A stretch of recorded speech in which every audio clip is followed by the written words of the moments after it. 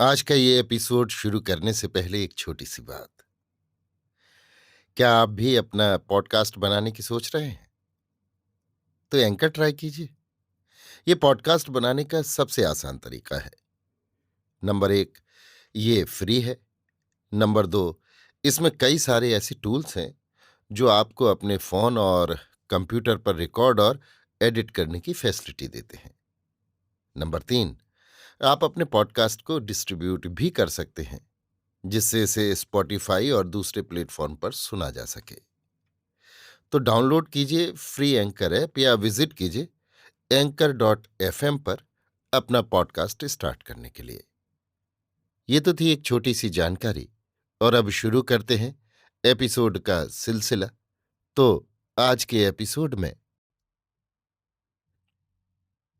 लीजिए सुनिए आचार्य चतुर्सेन शास्त्री के लिखे उपन्यास वयम रक्षा माह का 55वां भाग, विद्युत जिह्व, मेरी यानी समीर गोस्वामी की आवाज में। राक्षसपुरी लंका अपने ढंग की बिल्कुल निराली नगरी थी। उसमें कितनी सुषमा थी और कितनी कुत्सा, ये कहना कठिन था। वहां के वन उपवन बड़े विशाल और रमणीय थे। वे वन उपवन चंपा, चमेली, अशोक, मौलसिरी, साखू, ताल, तमाल, हिंताल, कटहल, नागकेशर, अर्जुन, कदम्ब, तिलक, कर्णिकार आदि पुष्पित वृक्षलताओं से आच्छादित थे। कुबेर का चैत्र रथ नामक विहार वन ऐसा मनोहारी और अनुपम था जिसका वर्णन हो ही नहीं सकता। उसमें सभी ऋतुओं के पुष्प पुष्पित थे। पपीहा, कोकिल और नाचते हुए मोर अपने मधुर रवों से उस उद्यान को गुंजायमान कर रहे थे। भांति भांति के विहंगों के कलरव और भ्रमरावली से गुंजायमान उस उपवन का पुष्पवासित शीतल मंद सुगंध समीर प्राणों में आनंद का संचार करता था। लंका के त्रिकूट शिखर का विस्तार 100 योजन था। उसी के एक शिखर पर स्वर्ण लंका बसी थी, जिसकी लंबाई 20 योजन और चौड़ाई 10 योजन थी। इस नगर के प्राचीर के गगनस्पर्शी 4 द्वार श्वेत वर्ण मेघों के समान प्रतीत होते थे। जैसे वर्षा ऋतु के सघन घन विविध आकृति के होते हैं, वैसे ही लंका के भवन, प्रासाद और मंदिर थे। कुबेर का राजप्रासाद 1 सहस्त्र खंभों पर आधारित था, जिसकी धवल सुषमा कैलाश के समान थी। इसी को रावण ने अपनी रुचि और विलास भावना से मणिमुक्ता से सुसज्जित किया था। 10 सहस्त्र धनुर्धर राक्षस दिन रात उसकी रखवाली करते थे। धन धान रत्न मणि स्वर्ण और योद्धाओं से भरपूर यंत्र युक्त कपाटों से सुरक्षित वो लंकापुरी सब पुरियों में विचित्र और शोभा संपन्न थी। पाठकों के स्मरण होगा कि ये लंका दैत्यों की थी। यहां हम संक्षेप में फिर उस इतिहास को दोहराते हैं। जिस समय का उपाख्यान इस उपन्यास में वर्णित है, उसके कोई 150 वर्ष पहले दैत्यों का साम्राज्य पृथ्वी में सर्वोपरि था। इस साम्राज्य के प्रतिष्ठाता हिरण्यकशिपु, हिरण्याक्ष, वज्रांग, अंधक और वज्रनाभि आदि थे। इनमें हिरण्यकशिपु और हिरण्याक्ष का प्रताप सर्वोपरि था। हिरण्याक्ष की सहायता से हिरण्यकशिपु ने अपना राज्य बहुत बढ़ा लिया था, जिसका बड़ा आतंक पृथ्वी भर के राज्यों पर था। हिरण्याक्ष ने जो अपना दूसरा साम्राज्य स्थापित किया था, वही आगे चलकर विश्रुत बेबीलोन साम्राज्य के रूप में विकसित हुआ था। इन दोनों भाइयों ने अनेक देवराजों को पदच्युत कर दिया था तथा वे त्रिलोकपति विख्यात थे। इन दोनों भाइयों का साम्राज्य वर्तमान एशियाई रूस, सफेद कोह, काकेशिया, पामीर से तुर्किस्तान और अफगानिस्तान तक फैला हुआ था। उन दिनों देवगण, जो आदित्य भी कहाते थे, सुमेरु पामीर तक ही सीमित थे। उनका वहां एक छोटा सा गणतंत्र था। पीछे गंधर्व अप्सराओं की एक नई मिश्रित जाति हेमकूट कराकुरम पर और नागों की निस्सा पहाड़ पर आ बसी थी। ऋषि नीलाचल में और पितृ श्रृंगवान पर्वत के आंचल में रहते थे, जो सुमेरु से पश्चिम काश्यप सागर के तट पर था। वाराहों का एक छोटा सा राज्य केतुमाल द्वीप में था, जो देवों के मित्र थे। वरुण ने प्रलय के बाद उनसे पृथ्वी के संस्कार उद्धार में भारी मदद ली थी। तब से वाराहपति भी देवों की पंक्ति में गिने जाने लगे थे। वाराहों ने घात लगाकर एक दिन वन में मृगया को गए हुए हिरण्याक्ष को मार डाला। तब से हिरण्यकशिपु का राज्य डगमगा गया। फिर भी किसी प्रतापी देव ने उस पर चढ़ाई करने का साहस नहीं किया। अंत में विष्णु के प्रयास से उनके भाई नृसिंह ने, जो हिरण्याक्ष के मरने पर बेबीलोनिया साम्राज्य के स्वामी बन गए थे, हिरण्यकशिपु को भी मल्लयुद्ध में मार डाला। लाचार हिरण्यकशिपु के पुत्र प्रहलाद को विष्णु से संधि करनी पड़ी। देवों की ओर से विष्णु ने वचन दिया कि अब दैत्यों का रक्त पृथ्वी पर नहीं गिरेगा। इसके बाद प्रहलाद और उसके पुत्र विरोचन ने कोई राजनीतिक महत्ता नहीं प्राप्त की। आदित्यों से इनके युद्ध हुए अवश्य, और उनके दबाव से दैत्यों ने पूर्व की ओर अपना प्रसार प्रारंभ किया। उत्तर पश्चिम के राज्य समूह उनसे छिन गए और वहां देवों तथा आदित्यों के अनेक खंड राज्य स्थापित हो गए। इसके बाद विरोचन पुत्र बलि बड़ा प्रतापी हुआ। उसने अपने पिता विरोचन और पितामह प्रहलाद के जीवन काल में ही अपनी राजनीतिक महत्ता बढ़ा ली थी और अपना नया साम्राज्य संगठित कर लिया था। उसने दैत्यों और दानवों को संधि द्वारा एक सूत्र में बांधा। उसने राजनीतिक ही नहीं, सांस्कृतिक संबंध भी स्थापित कर लिए। धीरे धीरे उसके शौर्य, राजनीतिज्ञता, पुरुषार्थ, न्यायपटुता, धर्म, दान आदि गुणों के कारण उसका यश दूर दूर तक फैल गया। एक बार दैत्यों का फिर बोलबाला हो गया, परंतु देवों को ये कैसे सहन हो सकता था। उन्होंने नागों से मित्रता के संबंध स्थापित किए और अंततः बलि से उनका विकट समर हुआ। इस महत् संग्राम में बलि का दोष न था।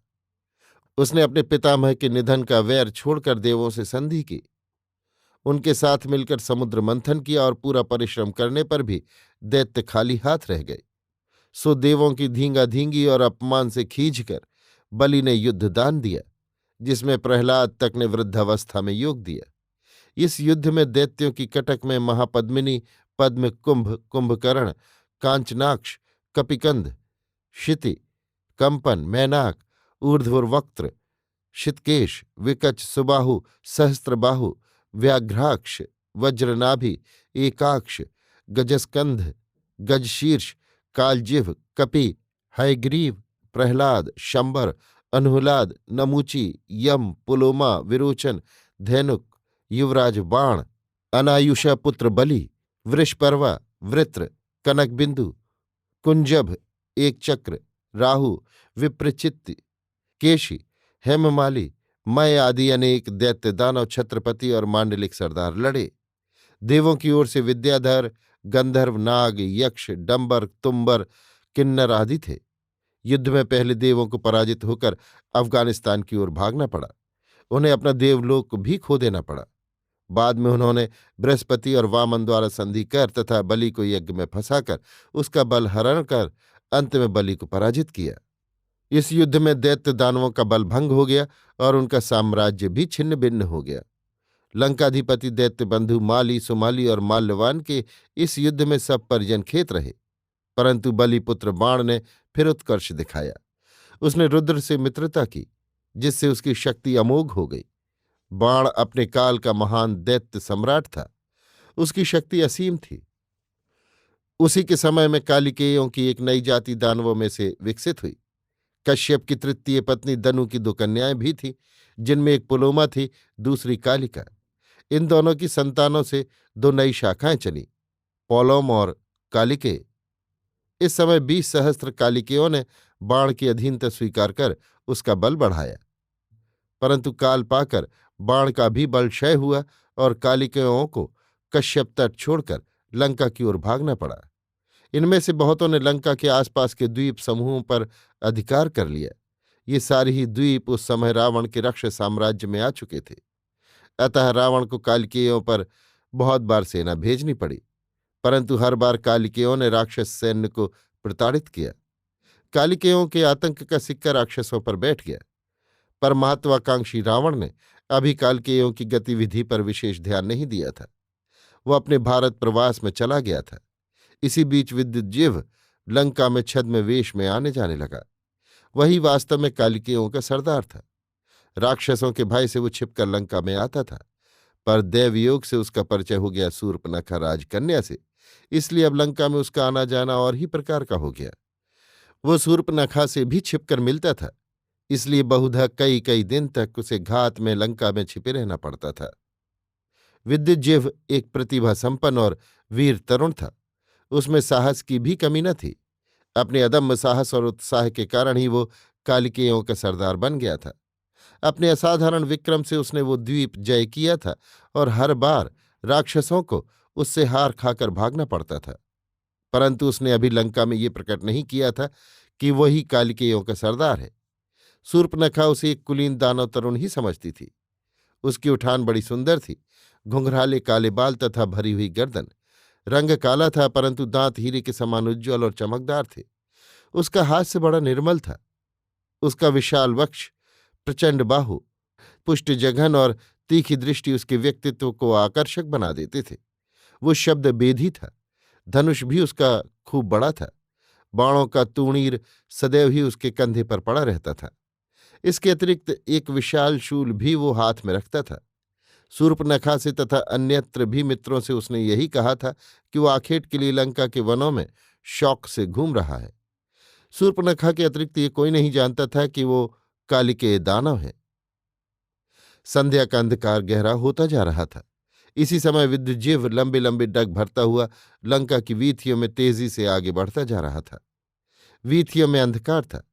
वो नगर का बूचड़ मोहल्ला था, जहां नर मांस से लेकर सब पशुओं का मांस मिलता था।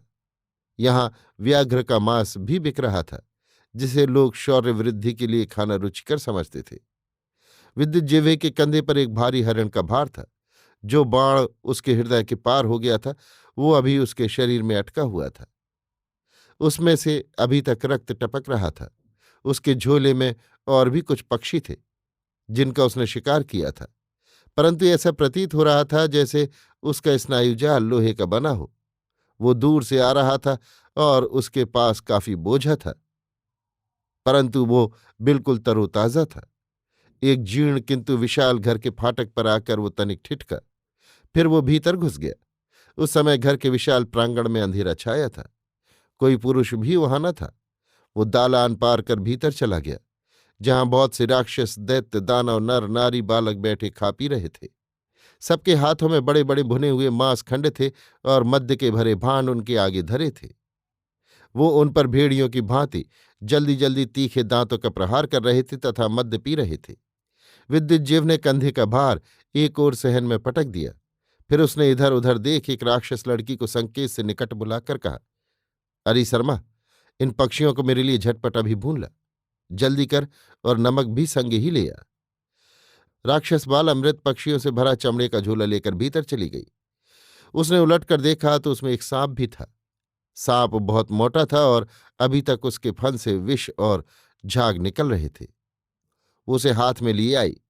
विद्युज्जीव एक शिलाखंड पर बैठकर समूचे सुअर में दांत गड़ा रहा था। शर्मा ने कहा, ये सांप क्यों लाया है? फनियर है, खूब चरी भी है इसमें। मेरे लिए भून ला, मजेदार रहेगा। मुझे इसका शौक है। और यदि दुषी विषु हो गया तो क्या होगा? विद्युज्जीव मर जाएगा और क्या होगा? तेरा बहुत झंझट छूट जाएगा। जा भाग। इतना कहकर उसने सुअर की उरोगुहा में हाथ घुसेड़कर उसका कलेजा खींचकर बाहर निकाल लिया और चाव से खाने और हंसने लगा। शर्मा चली गई। थोड़ी ही देर में वो उस सांप को और पक्षियों को समूचा भून भान कर ले आई। विद्युज्जीवा ने प्रसन्न मुद्रा से उसकी ओर देखा और सांप के खंड करके रुच रुच कर खाना आरंभ किया। शर्मा खड़ी देखती रही। कहा, क्या मद्य लाऊं? ले आ 2 भांड। परंतु शर्मा ने एक भांड लाकर उसके आगे धर दिया। विद्युज्जीव ने क्रुद्ध होकर कहा, अरे कृत्य, मैंने 2 कहा था। 2 ज्यादा है, तू संयत नहीं रह सकता। तो तुझे क्या, तू भांड ला। ये है तो एक और ला। एक ही यथेष्ट है। तू मुझ पर अंकुश रखती है। उसने लाल लाल आंखों से राक्षस बालिका को देखा, परंतु राक्षस बाला फिर भी नहीं गई, खड़ी रही। ये देखकर विद्युज्जीव हंस दिया। उसने खाते खाते सर्प का एक टुकड़ा उठाकर कहा, ले तू भी खा। मैं सर्प नहीं खाती। खा ले कृत्या, नेत्र दोष दूर हो जाएगा। ये नेत्र की अच्छी औषधि है। मेरे नेत्रों में दोष नहीं है। तो ये ले। उसने एक समूचा भुना हुआ तीतर उसे दे दिया। पक्षी को लेकर भी वो खड़ी ही रही। विद्युज्जीव ने कहा, जा भाग, अब क्यों खड़ी है? मुझे कुछ कहना है। उसके नेत्रों में भय और वाणी में करुणा थी। कह। वे मुर उसकी स्त्री और बालक पुत्र को पकड़ लाए हैं। कौन? व्याघ्राक्ष और विक्टोदरी। क्यों? ऋण के लिए। फिर मुर ऋण नहीं चुका सका, अभी उसे सपरिवार मारकर खा जाना चाहते हैं। किंतु मुर तो हमारा मित्र है, उसका बालक मुझे बहुत प्रिय है, उसकी स्त्री भी मृदुभाषणी है, उसकी मुझ पर भी मात्र दृष्टि है, कृपा कर उसे बचा ले। ऋण कितना है? केवल 3 स्वर्ण। इतना तो मैं अभी दे सकता हूं, तब तो वे तीनों तेरे दास बन जाएंगे। तो जाकर देख वहां क्या हो रहा है, और मेरे आने तक उन्हें ठहरने को कह। बालिका की उम्र 13-14 साल की थी। उसके अंग पर केवल अधो वस्त्र था। वो सुअर के दांतों का कंठभूषण पहने थी, जो स्वर्ण में मढ़ा था। कछुए की खोपड़ी के चूर्ण उसकी भुजाओं में भरे थे। मनुष्यों के दांतों की एक स्वर्ण सूत्र ग्रथित करधनी वो कटी में पहने थी। वो बड़ी चपल और तीव्र बुद्धि लड़की थी। गत वर्ष उसे किसी क्षुद्र द्वीप में बांधकर बलि के लिए ले जाया जा रहा था। विद्युज्जीव उधर आखेट को गया था। उसका आर्तनाद सुन उसने उसे 5 स्वर्ण में खरीद लिया। अब वो उसकी सेवा बड़ी लगन से कर रही थी। विद्युज्जीव उस पर बहुत सदय था। बालिका विद्युज्जीव का आदेश पा भाग गई। विद्युज्जीव जल्दी जल्दी उस शूकर और पक्षियों को तथा उस मध्यभाण्ड को उद्रस्त करने लगा, परंतु बालिका तुरंत ही बदहवास सी दौड़ी आई। उसने विद्युज्जीव के कंधे झचकोर कर कहा, चल चल जल्द। क्या हुआ? अभी मेरा भोजन पूरा कहाँ हुआ? पर उन्होंने मुर को मार डाला, वे उसे खा रहे हैं, वे उसकी स्त्री और पुत्र को भी मार डालेंगे। अरे, कहकर विद्युज्जीव उठा। अपना भारी शूल उसने हाथ में ले लिया। बालिका उसे एक प्रकार से घसीटती हुई सी अंधेरी और तंग वीथी में ले चली। व्याघ्राक्ष के घर जाकर उसने देखा कि मुर का मुंड कटा पड़ा है और विक्टोदरी उसका वक्ष चीरकर उसका हृदय निकाल रही है। हाथ में रक्त सना खड्ग लेकर व्याघ्राक्ष मुर की स्त्री और बालक को वधयूप से बांध रहा है। दोनों चीख चिल्ला रहे हैं। विद्युज्जीव ने ललकार कर कहा, ये क्या किया रे व्याघ्राक्ष? तो मैं अपना ऋण छोड़ दूं? छोड़ उन्हें, अभी बंधन मुक्त कर। तो ला 3 स्वर्ण मुद्राएं तू ही दे दे। पर तूने मुर को मार ही डाला। उस सूखे बूढ़े में मांस ही कितना है, 1 स्वर्ण भी तो नहीं उठेगा उसका। आज युद्ध में उस द्वीप के बहुत तरुणों का वध हुआ है, वे सब बिकने हाट में आए हैं। आज नरमास का भाव बहुत सस्ता हो गया है। फिर ये बूढ़ा वो बालक, मैं बहुत घाटे में रहूंगा। सोच भला, 3 स्वर्ण और ब्याज। ये लिए 3 स्वर्ण मुद्राएं, खोल उनका बंधन। उसने स्वर्ण मुद्राएं उसकी ओर फेंक दी। व्याघ्राक्ष ने हंसकर स्वर्ण उठा लिया, फिर कहा, तनिक पहले आता तो ये बूढ़ा भी तेरे काम आता। वो बालक और स्त्री को बंधन मुक्त करने लगा, परंतु विक्टोदरी ने क्रुद्ध मुद्रा से कहा, ये हृदय खंड और इसका मांस मैं नहीं दूंगी, कह देती हूं। सूद कितना हुआ ये क्यों नहीं कहते? उसने रोष भरी आंखों से पति की ओर देखा, परंतु विद्युज्जीव उससे विवाद करने को वहां रुका नहीं। सिसकते और बदहवास स्त्री और बालक को लिए हाथ का शूल हवा में हिलाता हुआ तेजी से वहां से चल दिया। उसके पीछे खुशी से ताली बजाती वो राक्षस बालिका भी। अभी आप सुन रहे थे आचार्य चतुर्सेन शास्त्री के लिखे उपन्यास वयम रक्षामः का 55वां भाग, विद्युत जीव, मेरी यानी समीर गोस्वामी की आवाज में।